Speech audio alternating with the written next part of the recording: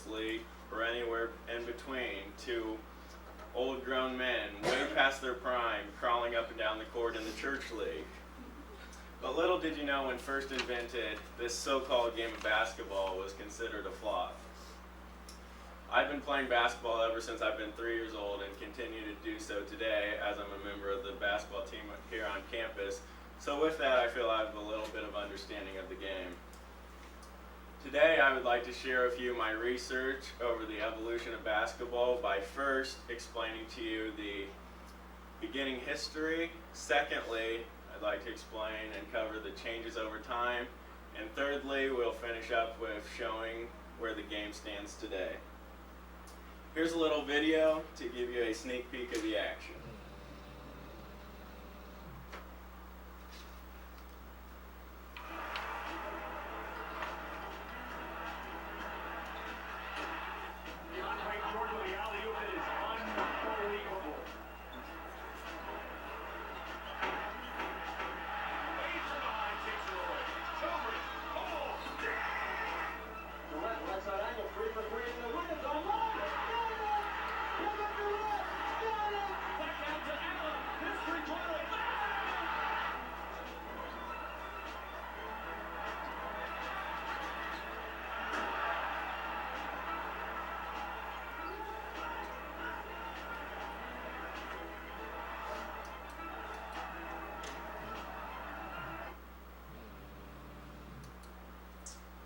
As you saw in the video, there are many different stages that have contributed over time to the evolution of basketball. First, let's get started with the beginning history. It's important to know the beginning history of basketball in order to gain a feel or grasp of how the game has evolved over time for the well-being of the sport of where it is today. According to Britannica, in 1891, a doctor by the name of James Naismith invented the game of basketball. He wanted to invent something that was unique and new because, quite frankly, up to this point in the late 1800s, sports were kind of at a downfall and weren't very popular at this time. But James Naismith was an innovator and he felt like he could change things up, spice them up a little bit. The YMCA in Springfield, Massachusetts was the home to this new game. Naismith was the director of operations at the YMCA, so he felt this was a good avenue to get the game started.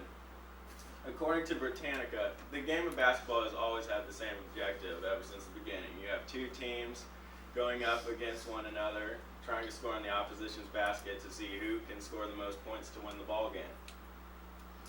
According to Britannica, initially the baskets, what we call the hoops today, were peach baskets, half-bushel peach baskets. And so a fun fact here is a person was in charge of retrieving the ball from the peach basket because when a team would score the basket, it'd get stuck up there. So somebody had to be in charge of a ladder, and after each score, they had to stop the gameplay, go and climb up the ladder and retrieve the ball out, and then game would be started from there. So the game was really slow and there was really no flow to it at all. Although the game was intriguing because of reasons like those, basketball had problems with the YMCA, so for a short period of time, the game of basketball was banished. So because of that, members of the YMCA fled to other facilities to try and catch the attention of Naismith, the inventor, to create a standard of rules to help keep and push the development of the game forward. So with that, it brings us to our second point of the game's changes over times. Naismith felt the burden after the YMCA's debacle to establish rules and regulations that would help continue the game of basketball to becoming something that would stick around for a very long time. According to Britannica, Naismith made known the first 13 official rules on paper in the next publication of the YMCA's campus paper. Soon after, many other game changes happened and took place. For example, the number of players on the floor at a time. It started out with 5 on 5, then it went 7 on 7, then it went 9 on 9, then it went back to 5 on 5 like it is today. Circular rims with attached nets, as opposed to the peach baskets for faster gameplay soon came to shape. The peach baskets originally didn't have backboards, and then soon they invented the wooden backboard to be placed behind the rim, and now today we have glass backboards. And initially the ball was a soccer ball, but then they soon changed that to making the ball a leather ball that was able to be bounced, which created the new skill of dribbling. According to Feenswag from NCAA headquarters, however, the most important change to basketball was the invention of the three-point line. This created more high-scoring affairs and more excitement for the fans so they could stay engaged. The game was a little bit boring before the three-point line put viewers to sleep. Demographics also changed during this time because up until the Civil Rights era, African Americans were not allowed to play the basketball on the biggest stage. Until that point, there had been a color line. Ren from Phi Kappa Phi Form stated. Now to move on to my third and final point of where the game stands today. You know what? The game of basketball is absolutely rocking with popularity nowadays.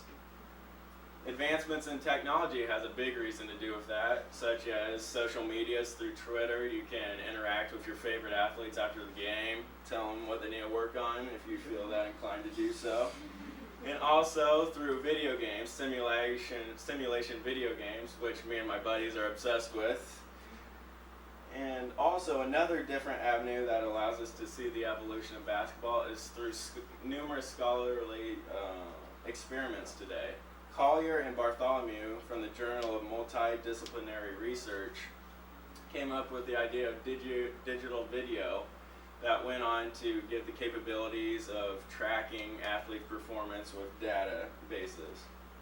Also, Skinner from Plus One did a quantitative study over what was good and bad sock selection in basketball, so they had statistical numbers on whether players were performing at their best or not. So all in all, every move in basketball is highly critiqued nowadays and watched with a close eye because of its immense popularity.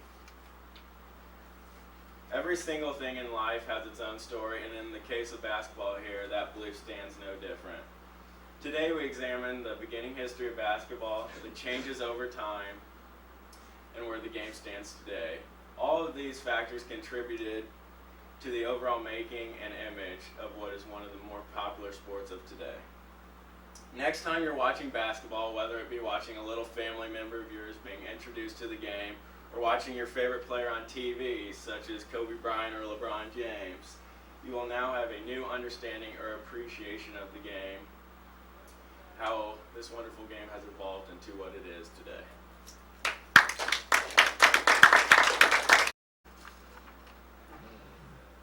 Okay, go ahead.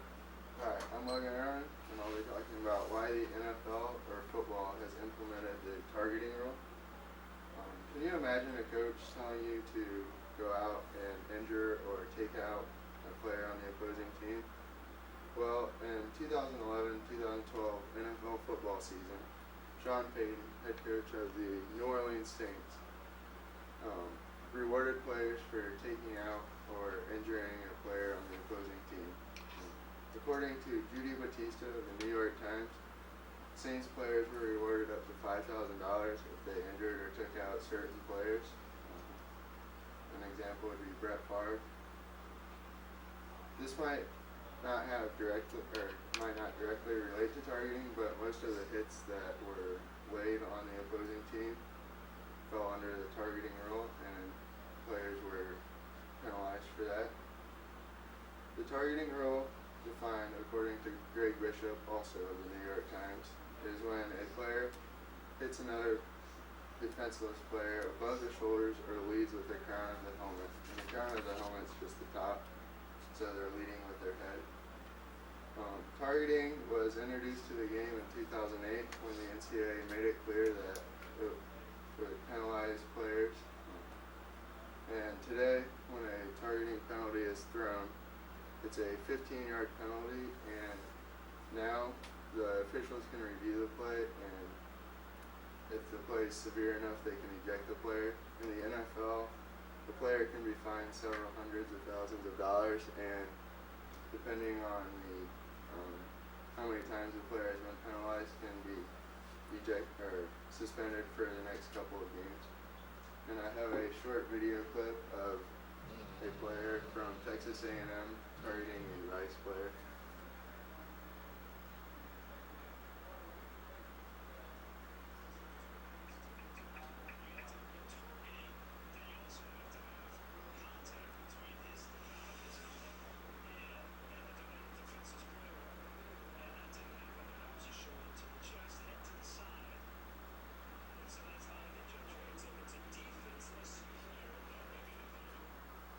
as you can see, the player, the defensive player, he didn't lead with his helmet, but the Rice player was defenseless. There was really no need to hit him. So that player was penalized, but he wasn't ejected from the game because he didn't lead with his helmet.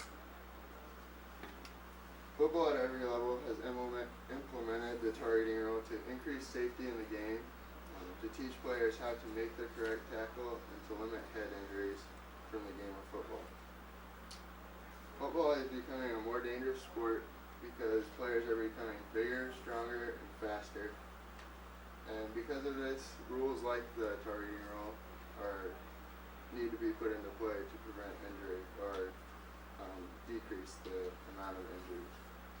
According to menshealth.com, college football players gained about 1 to 2 pounds per year over 60 years, and professional players gained up to 1.5 pounds per year over 7 decades. So players are getting bigger as time goes on, and they're going to continue to get bigger. Another example of this is 4.5-second 40-yard dash is extremely fast. I don't know, I doubt any of us can run a 4.5 40 or 4.5 40-yard dash, but in 2012, during the NFL Combine, a 6'3", 248-pound lineman was clocked running a 4.5 40. I don't know about you, but getting in his way and being hit by him would not be something that I would want to do. And that's the targeting rule basically protects the smaller guys from getting smashed by larger individuals. And because safety is such a huge issue in football, parents of younger children are becoming hesitant to let their child play the game. I have personal experience with this because when I was young I wanted to play pee-wee football, and my parents would not allow me to because all the head injuries, and they didn't want me to suffer from that. But with new rules like targeting, they have other rules put into play. Parents should be more willing to let their child play the game, and the risk of injury isn't as high. The next point I want to make is with the targeting rule being implemented, it teaches players how to tackle correctly. Nate James of the New York Times quoted Roger Redding, the NCAA's national coordinator for college football officials, saying, "What we noticed before was players don't really tackle much anymore. They're throwing their bodies at each other, they're launching themselves and turning themselves into missiles." As you saw in the video, the player kind of left his feet to make the tackle. But with the targeting rule, players are adapting to tackling. They're not leaving their feet to make the tackle or launching themselves. So the rule is working effectively because players are now beginning to make the correct tackle, which prevents injury as well. Finally, football wants to limit the amount of head injuries that happen in the game, and that'll eventually lead to a decreased amount of, or the targeting rule will eventually lead to a decreased amount of head injuries. According to abcnews.com, in 2009, the University of Michigan took 34 NFL players who have died and donated their brain to research. And of the 34 brains, 90% of them had CTE, which is a degenerative brain disease that is related to repeated head trauma. Even with technology, Caleb's going to talk about helmets here in a little bit, even with those advancing and getting better, you're not going to take the risk of injury or head injuries out, but with rules like this and technology getting better, head injuries will decrease in the game. And limiting head injuries will also reassure the parents that playing football is not putting that child at a high risk, and football will become more popular to play among young children. So football has implemented the targeting rule to increase safety in the game, to teach players how to tackle correctly, and to limit the amount of head injuries. Football is a dangerous sport, and we can't take all of the risk out, but we can limit the risk. And with the targeting rule being implemented in the game, it will help the game in the long run. Everyone loves to watch the game of football, but it is painful to see players leave the field because of injuries.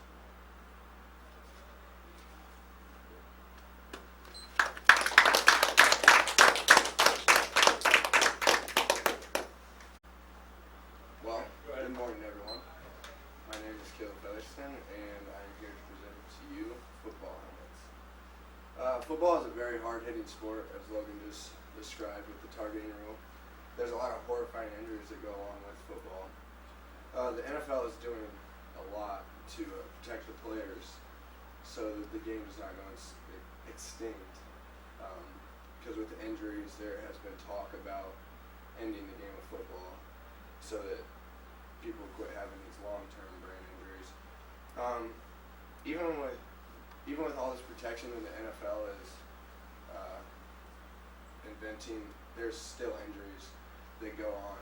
And I have a little short clip to show you just how hard these NFL players get hit on a daily basis. And this is just one hit shown from a lot of different angles, but it's a good one. Good play there. Arizona's abandoned the run. It's been no huddle throw and loading hit across the middle of Deshaun Wilson. No flag comes down and early Doucette stays down. Is early Doucette. Last year, Golston was kicked out of the football game against the Arizona Cardinals, fighting with early. Yes, it's a little brutal, but that is what goes on in the NFL almost every Sunday. If you watch a game, you can see a hit like that happen. I mean, I think I wouldn't want to be the person getting hit, but I think it's kind of fun to watch people get smacked. Anyhow, to move on, today I'll be informing you on why football helmets have evolved. That's one of the reasons, to protect people's head when they get hit like that.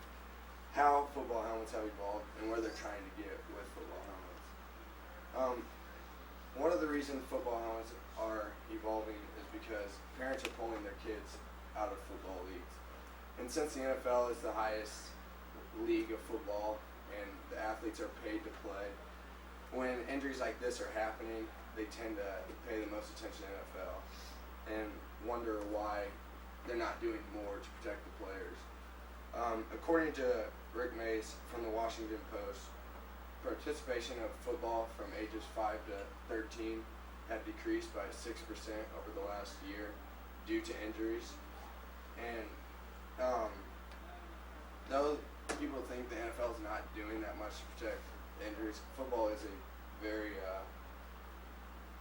rough sport, and the NFL is actually working really hard on finding new ways to protect the players, even like the targeting rule that Logan just talked about, and tackling. They're teaching kids at a young level how to tackle and not lead with the head, because kids' brains are more likely to get hurt if you're leading with your head. Oh yeah, parents are still worried about their kids, even though they are teaching all these ways, which is understandable because it's your kid, you want to protect them. Football helmets is probably the biggest focus in football right now due to the high rates of head injuries, and concussions are one of the biggest things that football is worried about right now. There's a really high rate of concussions going on in the league this year, and according to Rick Mace again, last year alone there was 175,000 emergency room concussion-related injuries just between children and teens due to football, and that's not including college and the NFL, which you could probably add a couple thousand more head injuries with the college and NFL. According to USA Today, Boston University did a research on deceased NFL players, and they took 34 players and did a research on their brain, and 33 of them had the exact same brain disorder. And you could think that that's just coincidence, but I'm pretty sure that there's a little bit behind it, and that's playing in the NFL. Now that we know all the head injuries that are going on in the NFL, football helmets have came a long way. When they started football back in 1893, they didn't even wear helmets, but due to a ton of head injuries, obviously, because you're tackling each other, they said that they should stop playing football because of the head injuries. But a guy by the name of Joseph Reed hired a shoemaker to make a leather cap to put on his head to protect his head. But I don't think the leather cap's going to protect your head all too much. But they stuck with this leather cap for many years. They kept making it better and better, as always. And by 1935, they finally added the face mask, but it's not the face mask that you guys see today that really covering the face. It was one bar that went across the face. I don't really know what that would help, but at least they got it started. In 1940, they finally did away with the leather cap and moved to hard plastic. And when they moved to the hard plastic, that's when they started adding padding inside the helmet to take away some of the shock absorber instead of it going right into your head.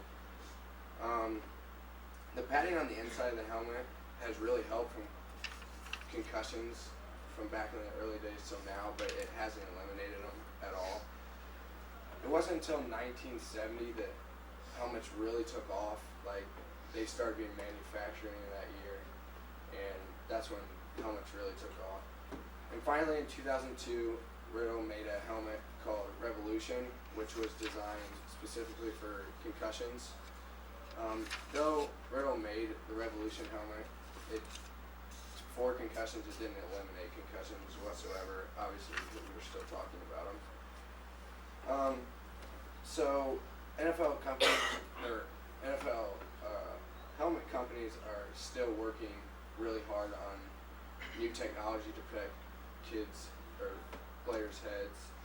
A couple of ways that I found that they're trying to, or some new technology they're trying to do is the padding.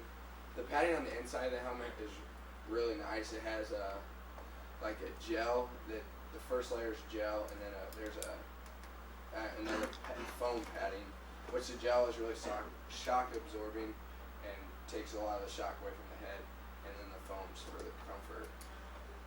But it's obviously still not enough because people are still getting hurt. And there's this new thing called a Guardian cap that goes on the outside of the helmet to help take away from some of the impact.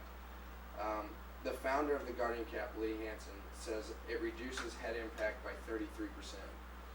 Though they have found this technology, it hasn't really taken off yet. I don't know if it's because it doesn't look very cool or what, but he hasn't been able to sell it too much. Another way is a chin strap. I know it sounds weird, how could a chin strap help with head injuries, but it's actually really cool. There's new cutting edge technology, and according to digitaljournal.com, a company by the name of Battle Sports Science has created a new chin strap that has a sensor in it, so when a player gets hit too hard, it'll send a sensor to either like the trainer, the coach, or the parent that he needs to get off the field and get further attention. So that was a really cool technology that could really help take down the severity of the injury. The NFL, like I said, is doing a lot to protect the players so that it doesn't go into extinct. Helmets are the main part in protecting players. Head injuries are very serious and scary injuries and can be lifelong struggles. Now that you know how hard the NFL is working to keep players safe, you can tell your mom that they are nice people and not just out there trying to kill each other. So love the game, enjoy the game, and always keep safety first.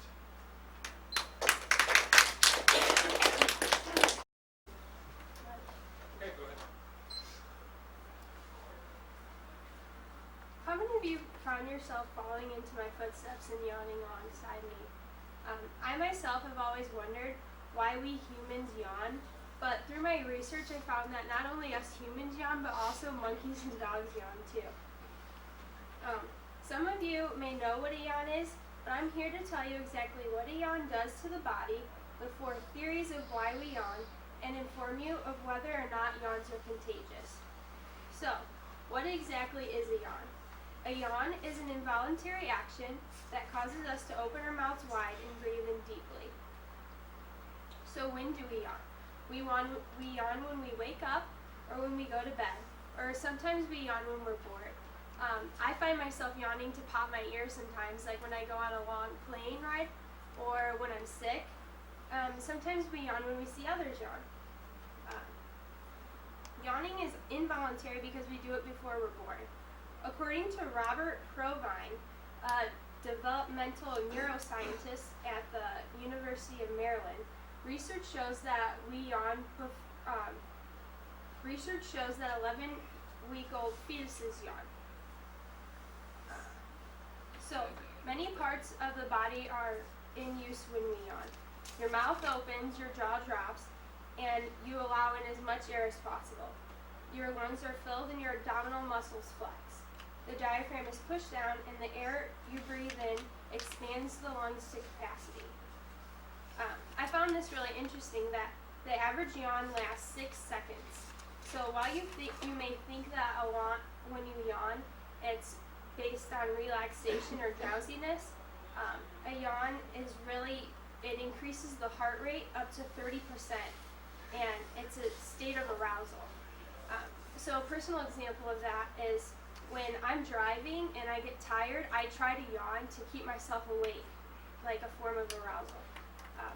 A 2012 study showed that the number of physiological changes that take place during a yawn are unique, and they're not similar to just taking in a deep breath. So now that we know what a yawn is, let's take a look at what caused us to do it.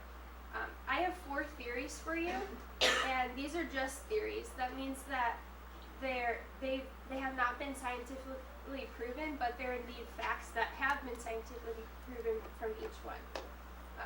I found these theories in an article titled "What Makes Us Yawn" by Melanie McManus. First is the physiological theory, where we draw on more oxygen just to remove the carbon dioxide that we have inside. So when we're in larger groups like we are here in class, we produce more carbon dioxide, and our bodies would need to pull in more oxygen and get rid of the carbon dioxide. But what I was thinking was, if this is the case, wouldn't we yawn before and during exercise? The next theory was the evolution theory, where it stated that ancestors used yawning to show their teeth and intimidate others.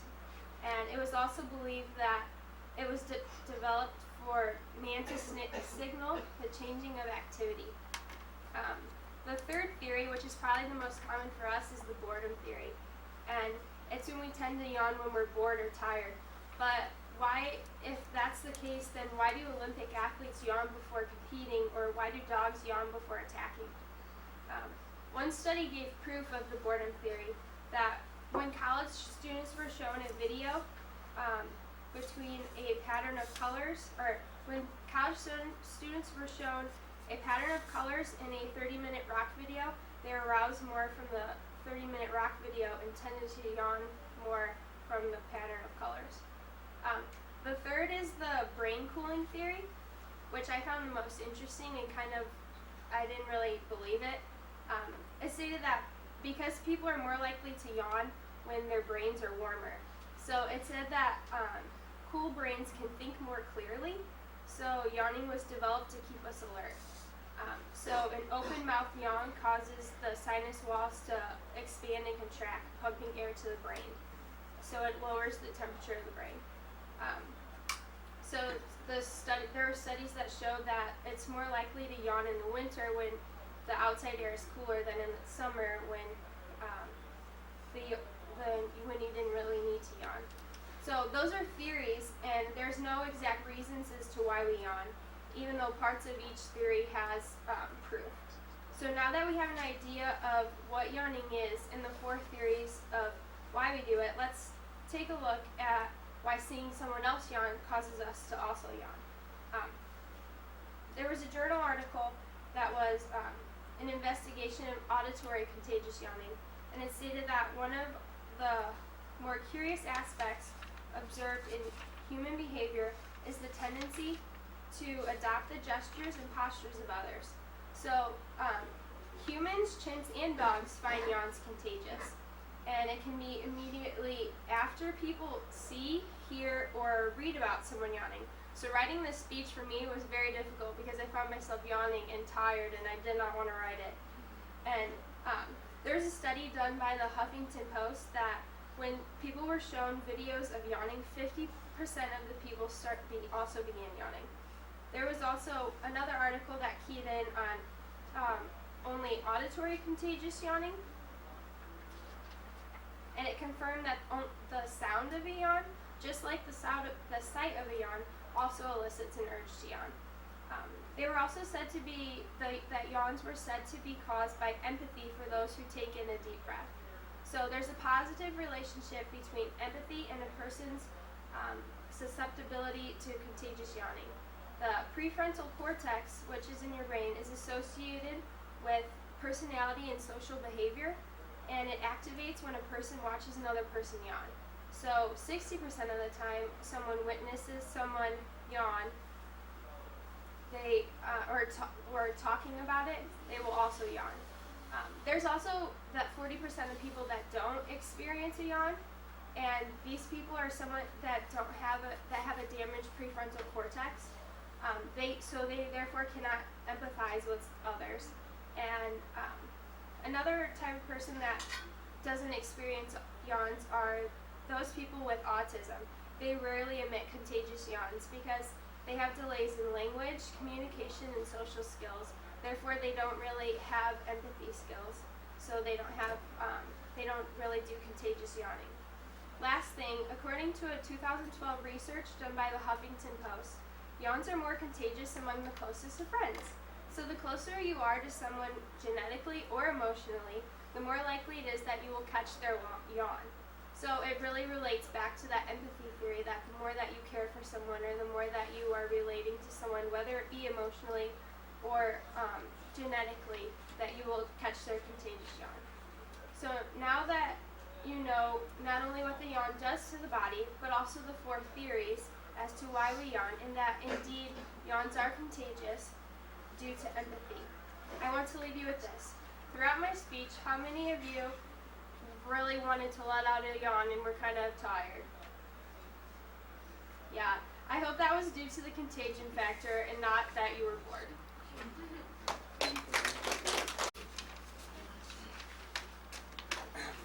What if I told you that there are organizations that have complete and utter control over the global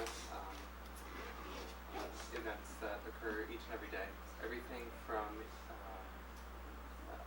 interest rates to wars that occur. This is what many people think of when they hear the word secret society. I'm here to dispel some of these beliefs by presenting 2 different secret societies to you. The first is known as the Nizari, and the second is the Bavarian Illuminati. We can see many similarities between these 2 organizations in their rites of initiation, techniques of brainwashing, and the historical impact that each of these organizations have had. The Nizari's rites of impacts often involve the teachings of absolute obedience to their leader, Hassan-i-Sabbah. He was known by outsiders as the Old Man of the Mountain. This was an organization that existed from 1094 until they were destroyed and disbanded in 1273. They existed in Palestine and had influence all over the Middle East. They are known for the white cowls that their members would often wear. This organization would be recognizable to many of you if you have heard or played the popular Assassin's Creed games, as this organization is also known by outsiders as the Assassins. The Illuminati, on the other hand, were founded in 1776 by a man named Adam Weishaupt. He founded this organization in hopes of gaining greater wealth and power through it. The Bavarian Illuminati, however, did not last very long, as they were disbanded a mere 11 years later in 1787. The initiation of the Illuminati often involved rigorous screening processes, which rooted out those who were considered unworthy. To the outside, it looked as if those members of the Illuminati were of great moral standing, as the recruiters often would preach about such things. But in reality, they were only looking for impressionable young minds who had great wealth and power and who were involved within the elite institutions of society, from schools of higher education to local and national governments. The brainwashing techniques the brainwashing techniques of the Illuminati often involved delusions of grandeur, the idea that these young men would one day rule the world and could partake in something that would have absolute and total authority over the proceedings of the world. The Nizari, on the other hand, employed a more mystic route.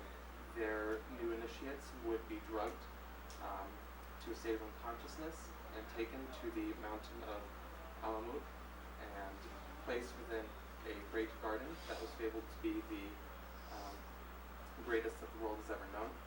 They would be lavished with all sorts of gifts and pleasures while within the garden. They would then be drugged and taken out of the garden back to the presence of Hassan Sabah, who would then give them their orders and would provide the incentive of, if their mission was carried out, they would once again be taken to the mystic garden. He also told them that even if they were to die or be slain while on their missions, which often involved assassinations and the gathering of intelligence, that his angels would carry them to the garden. This brought about a absolute devotion to him and his ideals.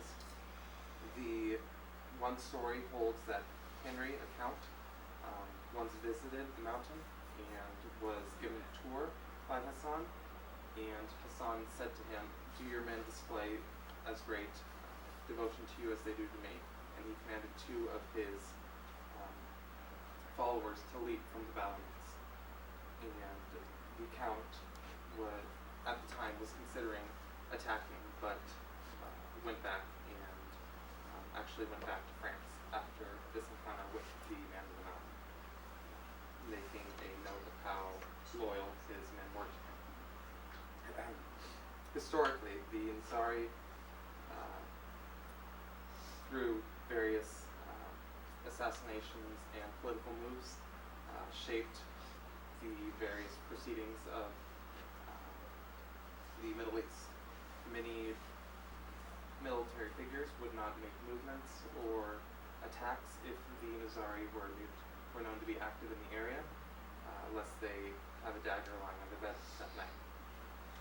The Illuminati, though they did not last more than a few years, their impact lies in the legends. Many believe them to still be active, and many believe that they hold great power. Many conspiracy theorists will point to events such as World War II, 9/11, and the 2008 economic recession as being events dictated and controlled by the Illuminati. These are, on the whole, unfounded as far as evidence is concerned. Books such as A Culture of Conspiracy and The Rule by Secrecy are two such accounts, each pointing to various events and blaming the Illuminati. Though the Bavarian Illuminati was disbanded, there was another smaller organization founded at Cambridge in 1968. But after its founding, there has been no record of its proceedings. So, even though each of these organizations have been classified as political societies rather than religious ones, there are clear differences. The Nizari's members were often drawn by a mystic devotion to extremist and fanatical Islamic faith, whereas the Illuminati's members were often drawn by both the desire for money and power. The rites of initiation, techniques for brainwashing, and historical impacts of each of these societies are clear and well evidenced in various sources such as the Secret Society's Bible. These two examples of secret societies attest to the great impact that such a small organization can have on the social proceedings of history, though there is no conclusive evidence pointing to an organization that possesses complete global dominance.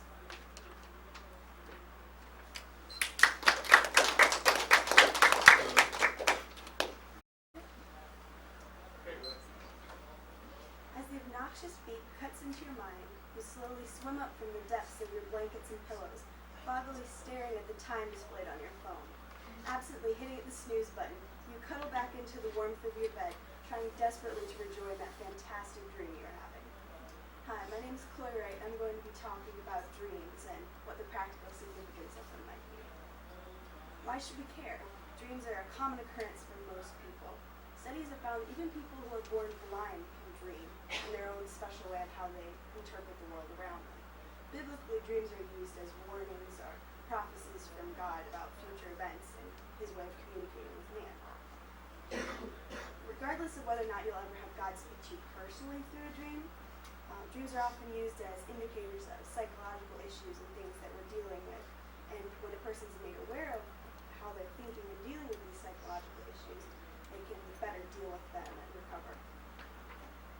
I'm going to be talking about the theories behind dreams, their uses in psychology, and how to remember your own dreams. No one knows for sure why people dream. There are some theories that make interpreting dreams sound worthwhile. Sigmund Freud talked about the manifest and latent content of dreams, which manifest content dealt with what you could actually see and hear and touch in your dreams, whereas the latent content was what it could be interpreted to signify. Carl Jung talked about dreaming as being repressed wishes or symbols of undeveloped parts of the psyche. Calvin S. Hall discussed the dreamer themselves during the dream and what you could say about the person who was dreaming based on what it was they were dreaming about. And G. William Domhoff talked about, well, the simple version of what he talked about was dreaming was a way of processing different things that had happened in everyday life. It was a way for your brain to sort of solve the problems that you had already been dealing with. I actually found an encyclopedia on different symbols you could find in dreams and what they were supposedly meant.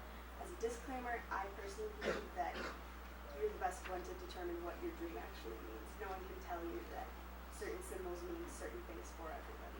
It's based on your own experience. But in this dream encyclopedia called Dream Symbols, they talked about some real common dreams. One was flying, which they said is just a stress relief for your brain. And another one was dreams of nudity or embarrassment, which I think worse in my opinion. It usually means that something stressful is going on, or you're afraid of something, or you're trying to hide something. So why should we even attempt to interpret dreams? Dreams are thought of as the gateway to the subconscious mind. And one way that therapists will deal with dreams in their patients is they will it's called reliving the dream with the patient. And usually you will go through the patient's dream 3 times. The first time they have the patient explain the entire dream, and next they'll review the dream with the patient and ask questions about the different emotions and sensory feedback that the patient experienced during the dream. And then the therapist will usually have the patient relax and repeat the dream back to them with the sensory and emotional feedback that the patient had given them. And then they'll review the patient's current life to find places where those feelings exist and attempt to use the information from the dream to find a way to find a better quality of life for the patient. Care must be taken with mentally unstable personalities, because if your hold on reality is already strained, trying to relive a dream with someone can break with reality. But for people dealing with PTSD, relationship issues, and other personal traumas and situations, it can be helpful to recognize patterns of unhealthy or subconscious thoughts in your dreams about certain situations. That way it's easier to find a way to fix it. As I already stated, I believe that no one knows better than the dreamer what a particular symbol or thought might mean. If different meanings or symbols aren't arbitrary, it must be even more important to clearly recall your dreams, but sometimes it can be hard to even remember the next day. So my final point is going to be talking about how to remember your own dreams. Step 1 is your sleep position and your timing. It's important to get sufficient sleep if you want to remember your dreams the next day, because your dreams get longer the longer you've been asleep. If you'd like to wake yourself up in the middle of a REM cycle, which is when dreams usually occur, set an alarm for about every 90 minutes or so. And you have to awaken directly from the dream if you want to recall it most clearly. And as soon as you wake up, try not to move. If you stay in the same position, it's easier to remember exactly what you were feeling and thinking during the dream. Step 2 is to write them down. It sounds kind of silly, but the faster you write down exactly what you dreamt about, the easier it's going to be to remember it in the morning. And write down fragments too. If you only remember bits and pieces of your dream, it can even help you in the morning to remember I was thinking of this and sort of lead to a process of thought. And it can also help to relive your dream in reverse. Remember the last thing you remember dreaming about and sort of build the story up from there. Even inventing what possibly could have happened in your dream helps you process better exactly what's happening while you're asleep. Step 3 is attempting to affect or control your dreaming. The more familiar you are with your own dreams, the easier it is to recognize or control your dreaming. So that's where writing down your dreams can come in, because if you're very familiar with how your brain sort of works while you're asleep, it can make it easier for you to remember what's going on and even to recognize that you are in fact dreaming. Sometimes people can even choose the setting of their dreams before they go to sleep. They can say that they want to perhaps have a dream in their childhood home, and they can recognize, therefore, that they are dreaming when they arrive in that place in their mind. Another way to affect or control your dreaming is to make conscious choices within your dreams and not just sort of let things happen to you, which can be kind of hard if you're not sure that you're dreaming at the time. And especially you can question why things are happening in your dream, like why is the monster hiding in the closet? It can help you sort of become more self-aware. If you find yourself within a dream and you're wondering why, like if you're dreaming, try simple tasks like turning on and off lights or looking at your face in the mirror. Try impossible and simple tasks and see their different results. The one that really intrigued me was looking at your face in the mirror, because since your body has a difficult time remembering exactly what your face looks like, you can't see yourself in a mirror in a dream, which I thought was really interesting. In summary, we talked about the basics of dream theories and why it is that people dream, their uses in psychology and different ways that therapists can help patients by analyzing their dreams, and how you yourselves remember your own dreams and attempt to control them. So tonight, just before you fall asleep, make a conscious effort to affect, remember, and put your dreams to good use. Thank you. Alright. According to Hiskey, Charles Osborne was measuring a hog preparing to slaughter when the hiccups began. Osborne's hiccups started in 1922 and lasted until 1990. Having the hiccups for 68 years, Osborne had to learn to live with these pesky interruptions. At the beginning of his 68 years of hiccups, he hiccuped at a rate of 40 per minute, but eventually that rate dropped to 20. Due to these chronic hiccups, Osborne had to learn how to live and maintain his nutrition and suppress his sound. Even though Osborne was plagued with hiccups for most of his life, he was able to live a normal life, marrying twice and having 8 children. Although most cases of hiccups do not last for 68 years, hiccups are an annoying occurrence that are very mysterious. Today I will be explaining what hiccups are, how to cure them, and chronic cases of hiccups. First, let's take a look at what hiccups are and what causes them. According to Dr. Thomas Studford, hiccups are involuntary spasms of the diaphragm, which is the muscle in between the chest and the abdomen. When the spasm occurs, the glottis, which is the space in between the vocal cords, suddenly shuts, creating a hiccup. As you can see in this diagram, when you breathe in, the air goes down your trachea and into your lungs, and the glottis opens up when you breathe normally, and your diaphragm goes up. But when you have a hiccup, the air goes in, and the glottis suddenly shuts, and that causes your diaphragm to spasm and go down instead.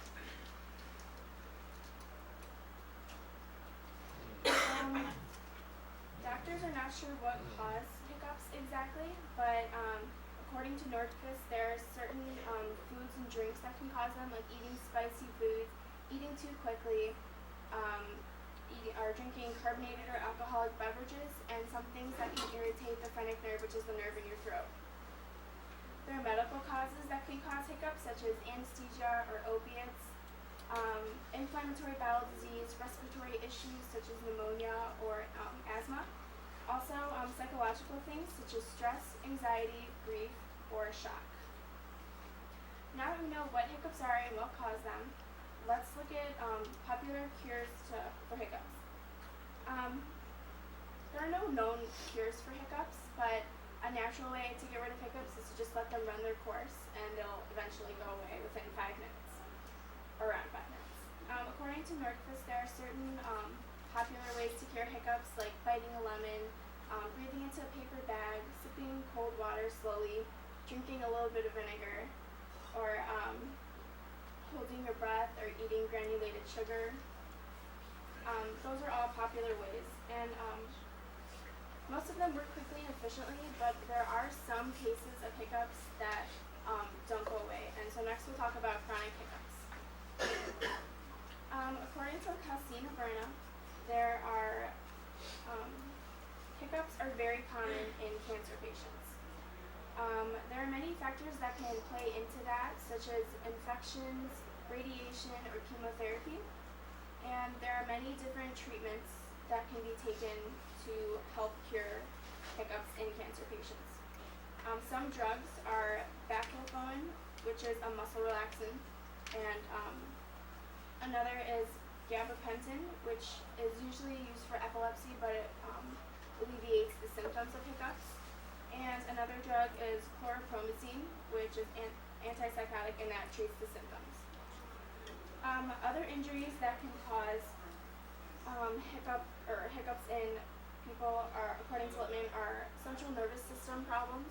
For example, when Charles Osborne was measuring his hog to slaughter it, the hog fell on him, and doctors believe that he ruptured a blood vessel in his brain, and that's what caused his hiccups. Other injuries are neurological disorders, inflammation, and infections. According to Dr. Studiford, kidney failure, pancreatitis, pregnancy, and liver enlargement can also cause hiccups in people. There are different ways to treat hiccups in people. Usually drugs are the first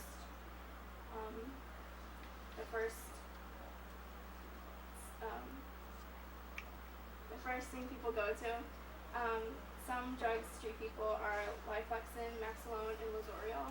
And also surgery can be used if the drugs do not work.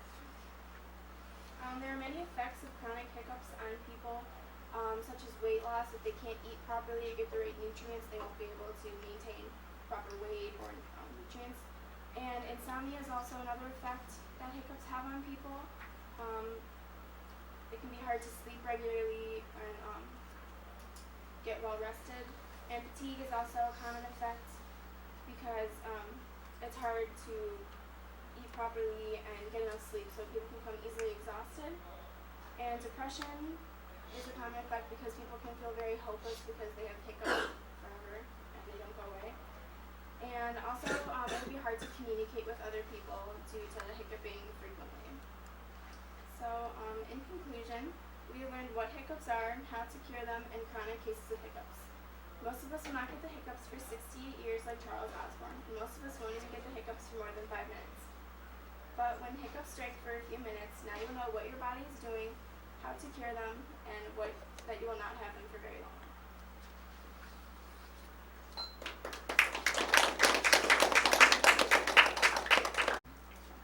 Okay. Alright, hello, my name's Jacob, and I want to talk about stars, pretty much. Alright, so I was walking by Umeda. It was the middle of the night, kind of just walking towards it, and I was thinking, why do stars twinkle at night? I'm like, why? Like, did they just wink at me, or is it just stars that just somehow twinkle at me? So I was just curious. So pretty much the most basic ways of how I can describe why stars twinkle at night is because it's just like there's turbulence in the in the atmosphere of the Earth, and that there's constantly different changes in between temperature and like a breeze in the air around us, and that's it's probably just because like it just passes by and just that quick, it just like makes the star twinkle at night. And it's also because reflection is just like in the most easiest way to explain it would be like having a jar of water and putting a pencil in it, and like you see how the light or the pencil bends in different direction than it really is. When you take it out, it's just straight pencil. Well, it's just like that. So I'm going to talk about, first I'm going to talk about what a star is, and then second of all I'm going to talk about why do stars twinkle, and then thirdly I'm going to talk about why not planets, why don't they twinkle at night. So first of all, a star is for a human eye, a star is just a speck. It's a speck of dust in the sky that we see and just is there. But really, it's a lot more. It's a big, huge, large ball of mass, which contains gas and helium and hydrogen, pretty much, which altogether can withstand a nuclear fusion in its core. So it's pretty bright. But the closest star we have to us is a star. It's the sun. So we can't really compare the sun to different stars since the sun's the closest to us. But outside our galaxy and the universe, there's about billions and billions and billions of stars just out there, and they're huger than planets and what we imagine, but we can't really see by the naked human eye.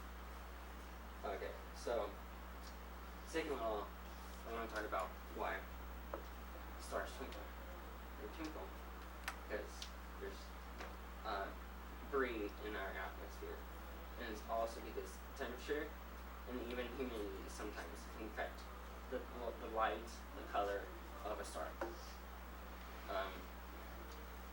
And it's all the scientific term of twinkling is I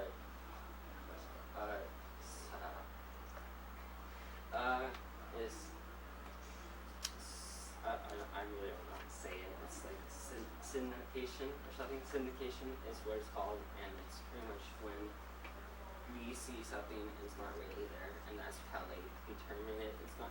It's like stars don't twinkle. Okay, that's reality. If we go out of space, out of the atmosphere, then you can tell that stars don't twinkle. Okay, and it's just like I said earlier.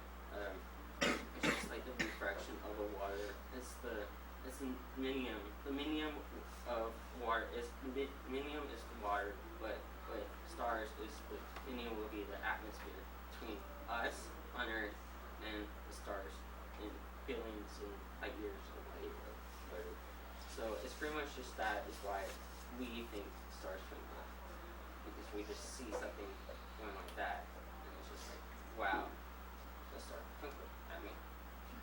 Okay, so thirdly, I want to talk about why not planets. Planets don't twinkle because they're obviously closer to us.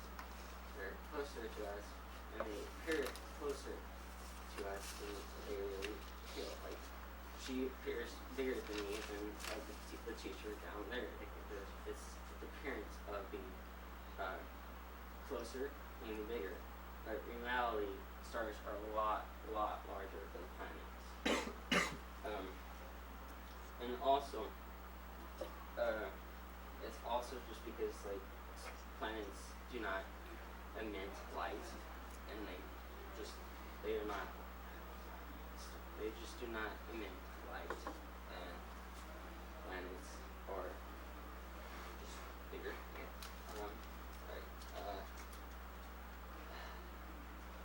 In regards, overall, I talked about what a star is and how they appear to us through atmosphere. And secondly, I talked about why stars twinkle and why not those planets twinkle at us.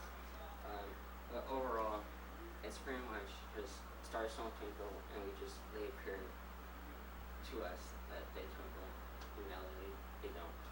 So, in conclusion, stars don't twinkle. The closest star to us is named Plansa Central.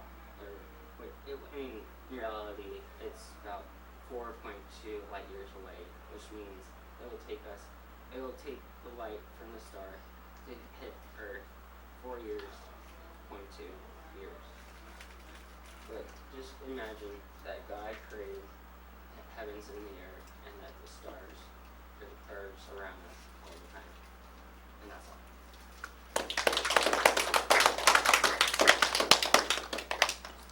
Good morning, everyone. My name is Ricardo Ledon, and today I'm going to talk to you about a unique place in the world.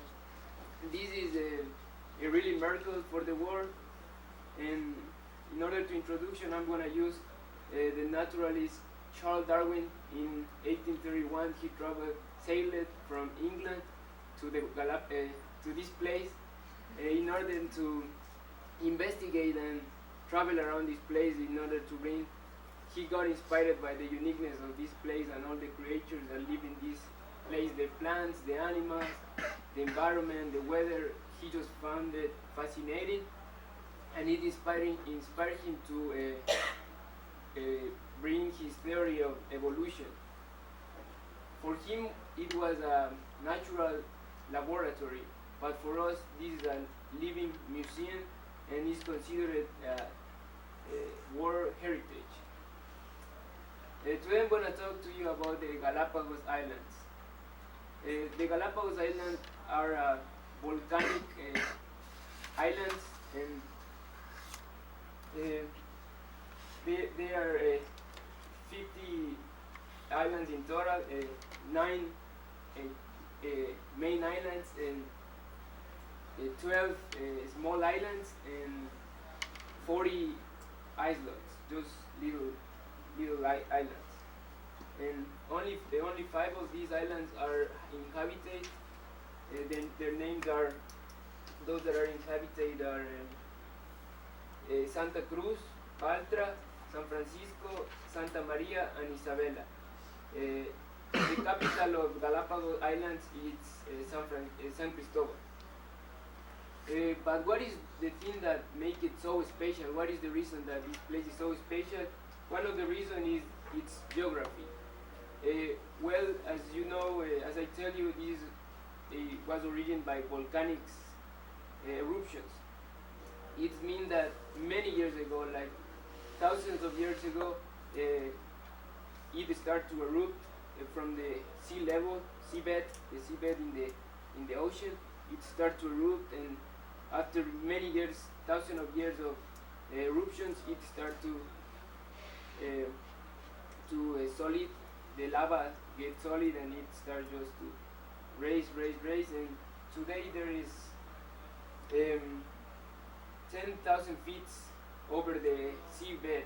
The lava is over the seabed, and the highest point in the island is the Wolf volcano, and it is 6,000 feet tall, the volcano.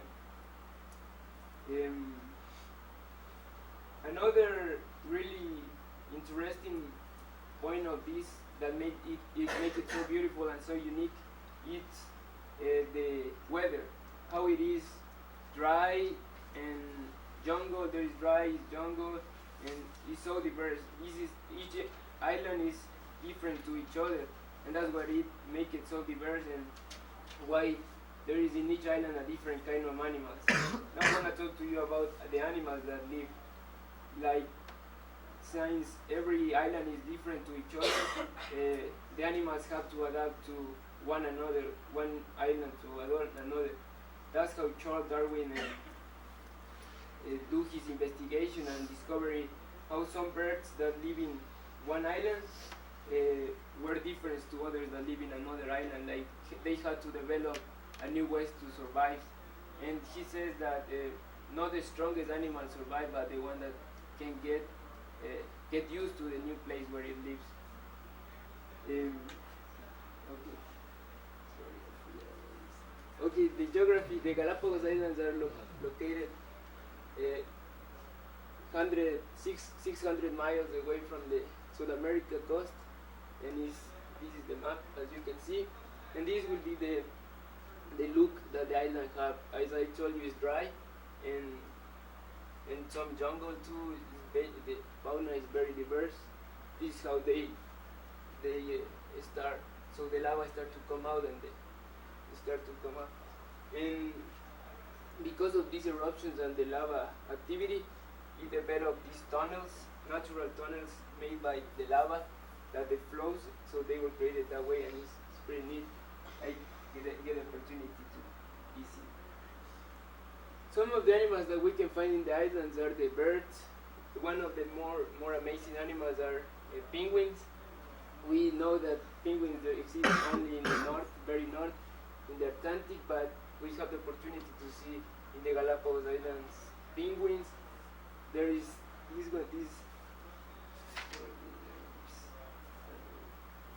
well, as you can see, it's very diverse, very nice. These are only in Africa and some parts of South America and the Galapagos Islands. The flamingos, and they are very nice to see. Another of the, this is one of the greatest things about Galapagos and the more unique creature in the world.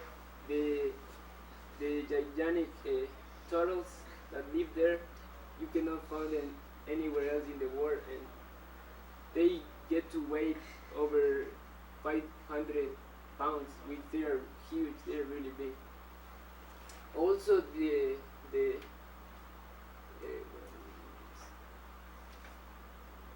lizards are really popular. There is only in this place the sea lizards, so the lizards are able to swim. They are only in the Galapagos Island, and they are really hideous. When you approach to them, they will immediately run away from you, especially these ones. The other ones are more get used to have visits.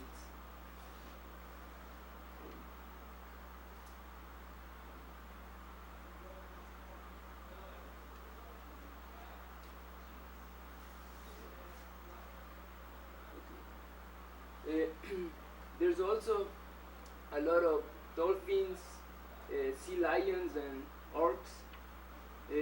One of the reasons why there is so many fish and sea animals around is because where the islands are located, 3 ocean currents go through it, so it makes it really diverse. There is a lot of ecosystem in the water, under the water too. So these are the reasons that make it so special, so unique. Also the plants that the only way for them to go to the island, it was through the water, like they float and they stand in the air and they start to develop. So it means that the island are thousands of years old. But this is an endemic plant.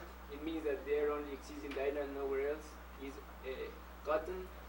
There has cactus, and that is jungle kind of tree. And it's because the weather, like I tell you, the weather is very diverse. So you can see how in different islands the plants get used to the new place, the new environment. And yeah.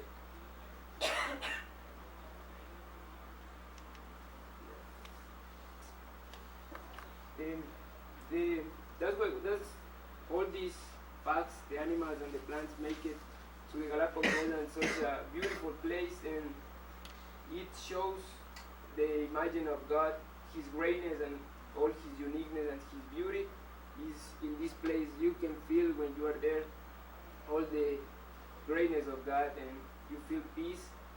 And the animals are really fearless, and you can see how they are. They don't have predators, so they don't feel you like you are gonna attack them. They are really friendly, and it shows how the paradise is for me. Thank you.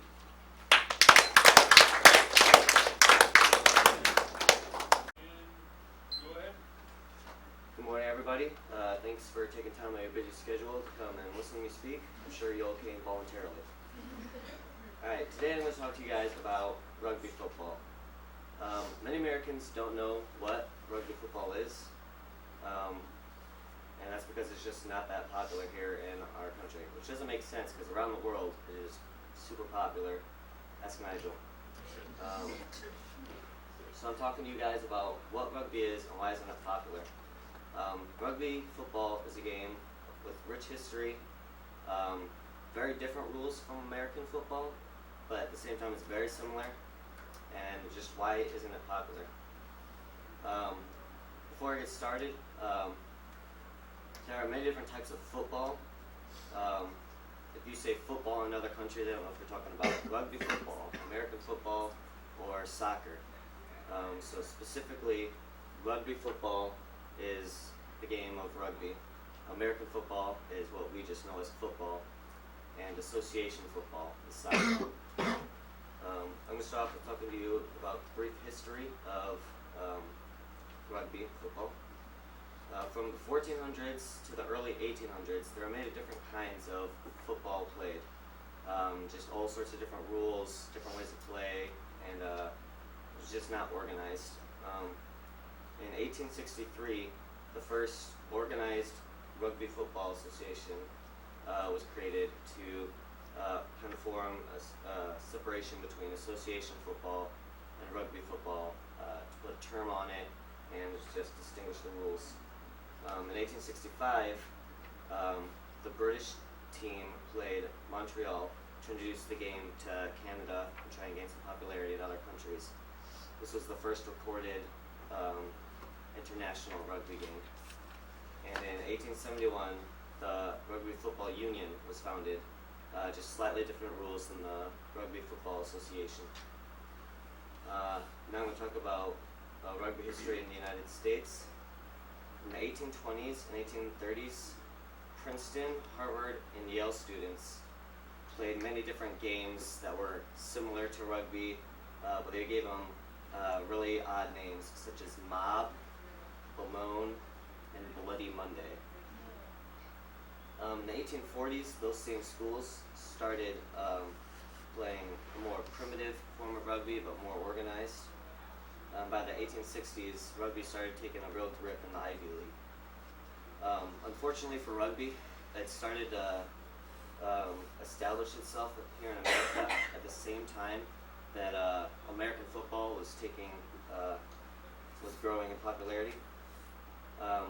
For the most part, rugby became semi-popular in the east and west coasts, but not really in the center. And that's partly because the foreign teams could go on the coasts and play, but they wouldn't travel to like the middle of America to play. In 1906, the New Zealand and British Columbia teams played in New York once and in different places in California twice to try and gain popularity here in America. And a really interesting fact is in the 1920 and 1924 Olympics, America's rugby team won gold both times, and that's never happened from any other country to win gold rugby 2 years in a row. Now I'm going to briefly describe to you guys how to play rugby. I'm not going to go into like details of penalties and stuff because it's just not time for that.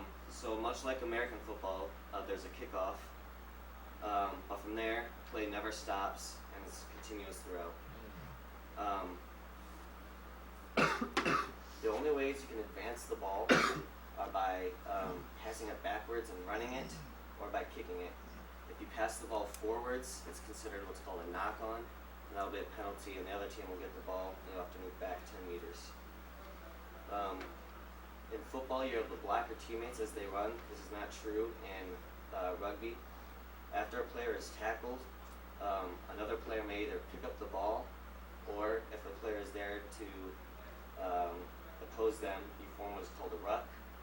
When a player is tackled, they form what is called a gate, and if a ruck is formed over the gate, you cannot come in from the sides, you have to go through the gate. So if I'm tackled, and say I'm laying down, and I'm like this, and here's the ball, between my legs and my arms is what's called the gate. No one can come in from here, and here they have to come through the gate on either side. If no one's there to oppose, you can just take the ball and run. once the ball is released, gameplay is continued as usual. And the end goal is to score what is called a try.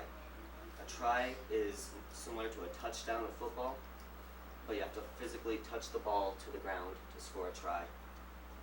That is worth 5 points. After you score a try, you take the ball 20 meters back onto the field and shoot for a field goal, which is 2 extra points. After you score, it's make it, take it, so the other team will kick off to you again. Now I'm going to talk to you about similarities between similarities and differences between American football and rugby. American football has 11 players on each side that are specifically to play offense or defense, and they switch whenever you switch from offense to defense. Whereas rugby, it's 15 on each side, and they have to know both offense and defense because there's no substitutions hardly ever. Some leagues even restrict how many substitutions you can make to like 3.5.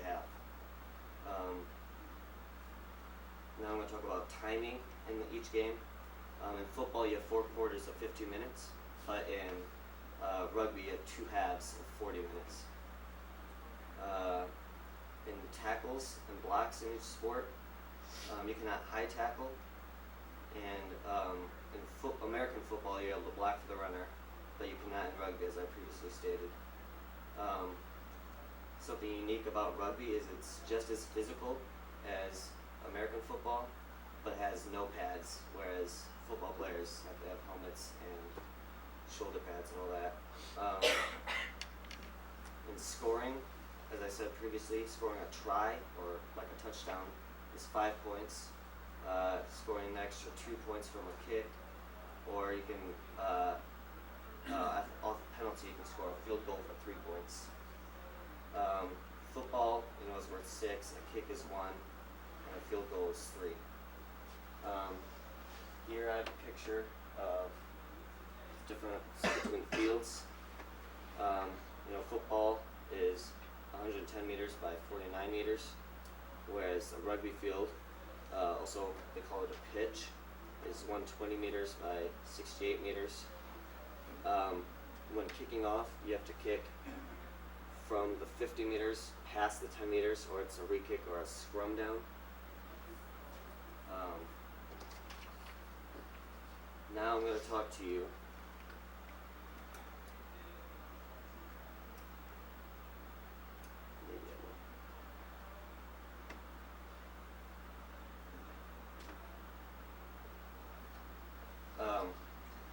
so why isn't it popular? It's much like American football, but it's just not popular here.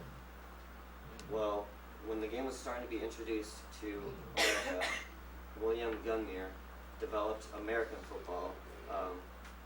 So there's something traditional to America that wasn't like the other countries, something independent of its English colonial roots. Also going on in America, in the 1860s we had the Civil War, and 1917 we had World War I. So that's a big distraction from trying to organize a sport here. Now that you know a little bit about the gameplay and the history and some similarities between American football and why it's not popular in America, I hope I've kind of made you guys a little curious to watch a little bit, and maybe you guys should come to a game that Grace plays here in the spring sometime. Thanks for your time.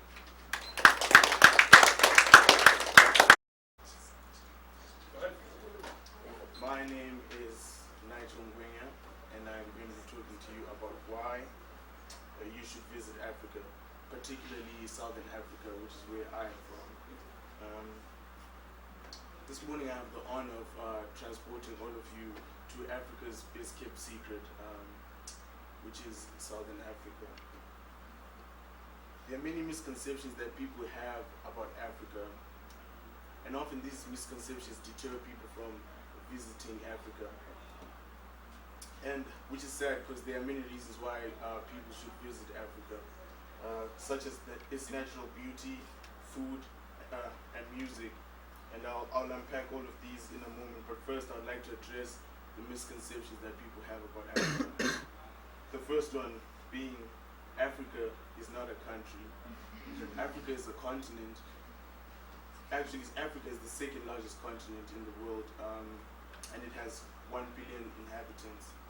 And Africa, the second one being, Africa is not a desert, but Africa has many different kinds of environments as you have here in North America. You have your deserts, you have your forests, you have your tropical climates and things like that. The third one is Africans do not live in huts. Some do, but I personally do not live in a hut. Africa is becoming more and more urbanized as there are technological advances and it develops. And many people believe that, the next one being that many people believe that there's a technology void in Africa. This is not the case. Everything that is here in North America is available in Africa. It just takes us a bit more time to get it, but we do have it. And the next one being, there's no such thing as the African language. Know that, to answer your question, the language you heard in Lion King was not the African language. That is just from one country. And now that I've dispelled some of these misconceptions, I'm going to expand on Africa's natural beauty. And I'm going to begin in South Africa, particularly in Cape Town. This city boasts a tremendous beauty. It has the Table Mountain, which is a World Heritage Site, and it is also home to Robben Island, which is the jail or the prison where the former South African President Nelson Mandela was prisoned for 26 years. And then we have Zimbabwe, which is home to the Victoria Falls. There's nothing quite like the Victoria Falls, although just to give you a picture of it, think the Niagara Falls, but way more awesome. The natives call it the smoke that thunders because this is how powerful the mist or the spray from the falls actually is. And then we have the Okavango in Botswana, which is a delta, and this area is specifically important for tourists to visit because the water there, especially during the dry seasons, it forms like a linear pattern, and it's more centralized. So all the animals congregate in this area. So it's perfect for game viewing, as you can see all the animals during the day. And the best time to visit would be during the dry seasons.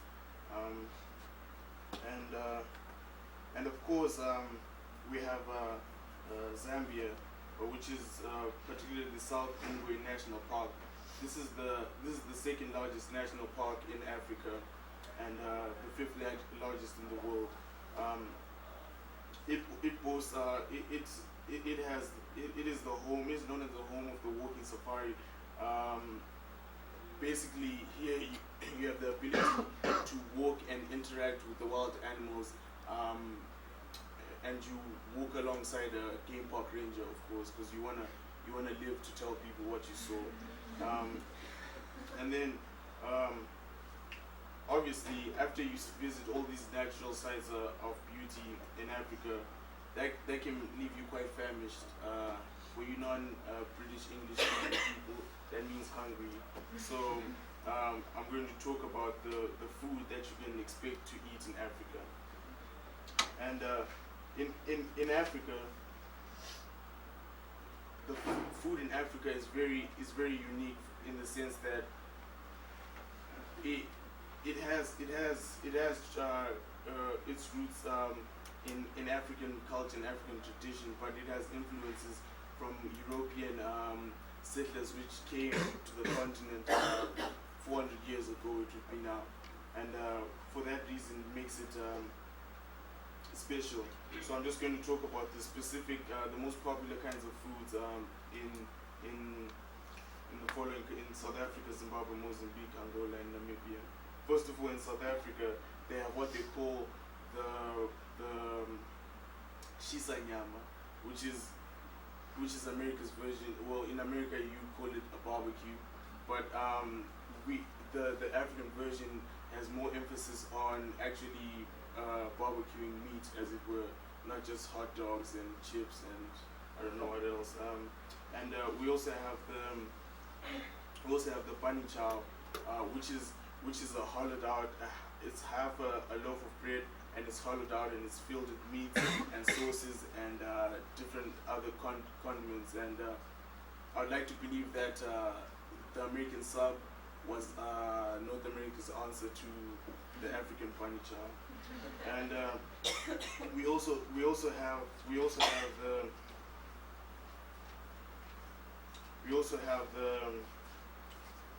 the pop and place from Namibia, which is venison, and it's particularly special in this part of Africa because they have the best antelopes. They have the best Kempsbok and Springboks, which are all types of antelopes. And also, Namibian cuisine has a strong German and Portuguese influence. And African music. If you attended the inauguration, you would have seen that strange instrument that the man was banging, or which is known as the xylophone. The one he was playing particularly was the African xylophone, and it is the most popular musical instrument that Africa is exported to the rest of the world. And then we also have the djembe drum, which is popular all over Africa, particularly in Central Africa, but also its roots go way back to Southern Africa.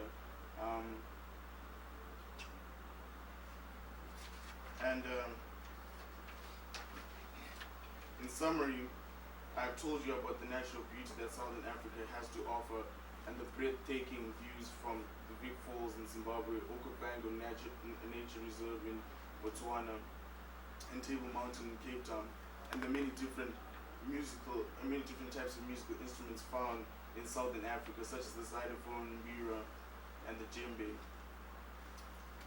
And in conclusion, with all the beauty that this region of the continent boasts, the diverse wildlife and music in Southern Africa, it is clear to see that one will never find themselves wanting in terms of having something to do. A trip to Southern Africa is guaranteed to be an immersive experience for the visitors, and they will always leave with a much stronger appreciation for what I have come to call Africa's best kept secret, this secret being Southern Africa. Thank you for your time.